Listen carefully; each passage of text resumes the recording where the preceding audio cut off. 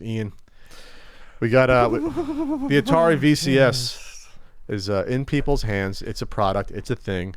Yep. We have evidence. It's not tomfoolery. So yeah, people have it, and I think a lot of people are starting to wonder what they're doing with it. So the fact that it has come out, I don't want anyone to think is like me praising it. Coming out is the bare fucking minimum of what this product needed to do. It says a lot that we live in a time where a system that someone talks about actually releasing is a big to-do. Like, all right, this is where the story really begins. Now the system's out. Is this like, is it going to do anything? Are people going to buy it? Is it going to take the world by storm? And I think the answer to that is no. A resounding no. A resounding no. So there was a video here. The one that I was watching was put up by Twin Blasters, and the guy goes through and talks about the Atari VCS, and he's got it now. He shows it loading up. Real quick before you get into it, the Atari VCS account tweeted his coverage of it. I'm not sure if they did that without watching it. Right, because it's not the greatest coverage. So he goes through to talk about it and basically says, there's nothing to download on it. There's nothing on this storefront. And this was kind of, I think, what we figured was going to be the case. You can get this out, but I mean, no one's developing anything for this, or specifically for it that we know of. He even said, I don't know why I got this early. Other people haven't gotten this yet. So close to the warehouse, I don't know. He shows that it had Missile Command Recharged, which he says he thinks came with it because he was a pre-order a backer or whatever. Okay. Which is a new Missile Command. New Missile Command. Yeah. And then there's the Vault with the Atari games on it. The 100 games you always see on all the other old all-in-one units. So he plays it and he's like, yeah, this, he's like, everything works well. He's like, the controller's actually kind of nice. He goes and he talks about the gamepad version. Yeah.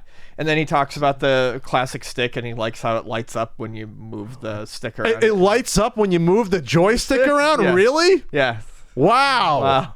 So, he then goes on to be like, okay, so there's not a lot to do on here, and I realized that one of my favorite Atari games wasn't on this collection. Now, I would have to point out, so he's talking about Pitfall. It's not going to be on there. Pitfall's an Activision title. So even the backers don't realize those are not Atari-branded games. And that's something I've always said, and no offense to this guy, but a lot of people, when they buy those Atari collections, even the old ones like that you could get on the PlayStation 1 and PlayStation 2, people are always disappointed by them because the games people think of more often than not when they think of the Atari are the really good Activision titles that came out at that time. Air Raid, Missile, Air Raid, Barnstorming, Pitfall. You mean River Raid? River Raid, yeah. River Raid, Barnstorming, Pitfall, Hero, Stampede. Even Space Invaders. Yeah, all of those. Well, and Space Invaders wasn't Activision, though. But it wasn't Atari. No. That's what I mean. Did they publish it? They published it. Yeah, they published it. I don't know if they have the rights to it still. They published it.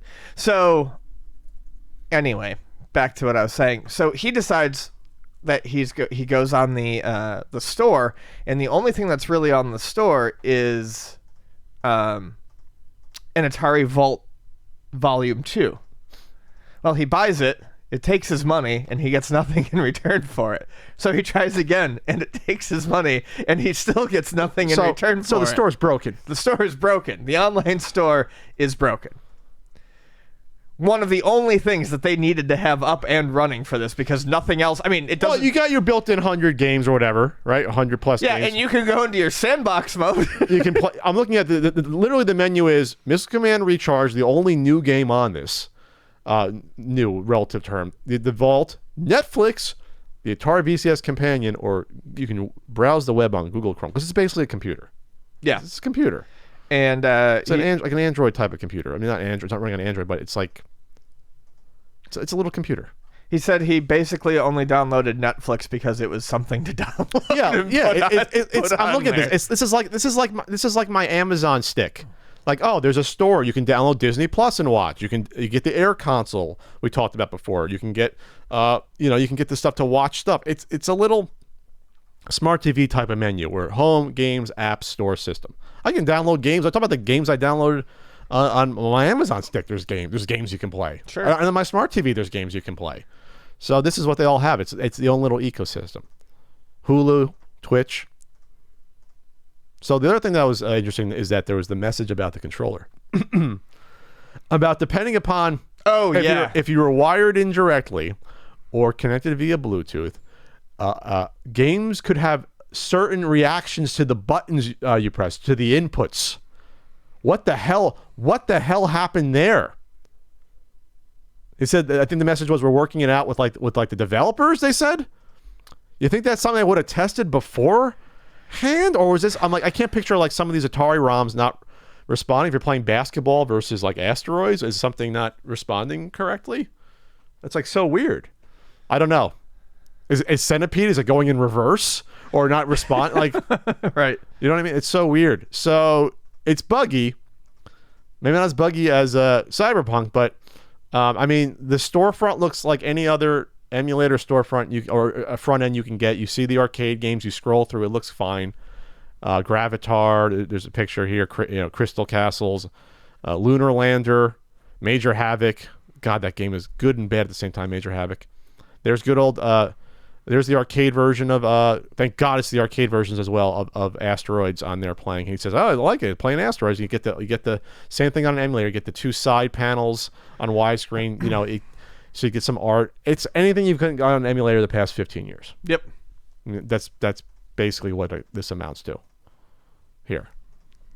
And it costs you, $400 to $500 once you add in those $50 joysticks. I can't believe the joysticks are like $50 for those joysticks, and then the controller's like $50. So this guy spent probably $500 on this set.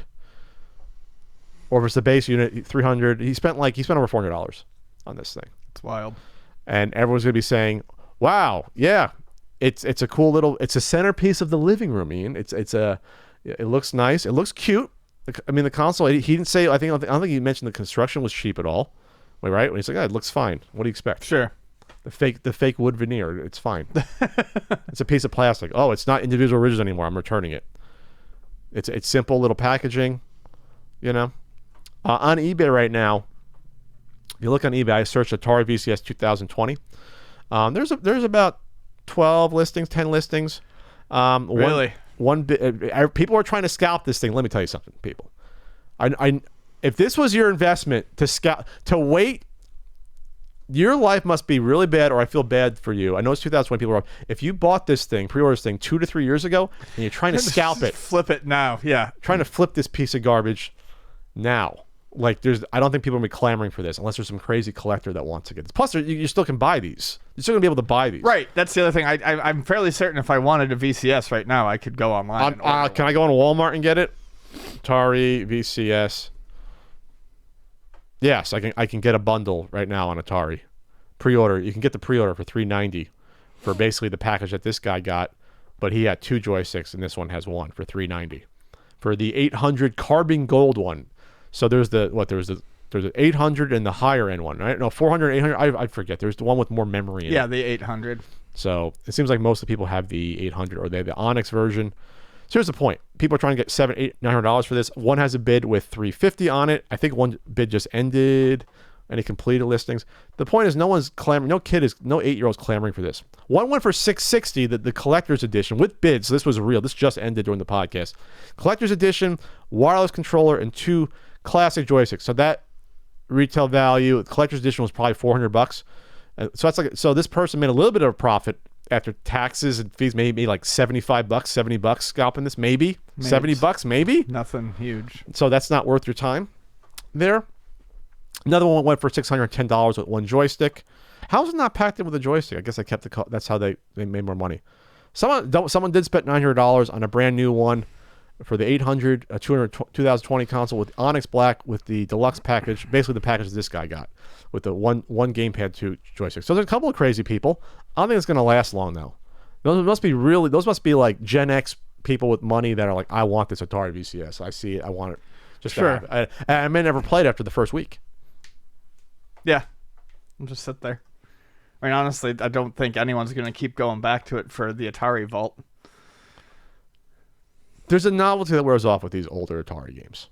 There's a reason why no one buys them or collects them today for the most part. There's a reason why Ian has, you can't move them for $1. Like, you can't. Yeah, I mean, they're fun, but you can play them anywhere. You don't need a system to do it. A $500 system. And I don't think that this system is going to end up doing anything special that anyone is going, like, at best, it's going to be an expensive PC in a weird case. Yeah. Like, what if like IGN didn't even review this, what would they say? Why does this exist? I'm playing these Atari games. It functions, it turns on, yeah. It's $400, then it's $450 once you have a joystick to play it with. It's insane. So, yeah, I'm interested to see if this will actually be reviewed anywhere or if people do something interesting with this, but it is what we thought it was, as the coach said. They are who we thought they were. Not going to be shocked by this. And but it's out. They got out during COVID, right? Like every other company this year got their stuff out except for one who used it as an excuse. So there it's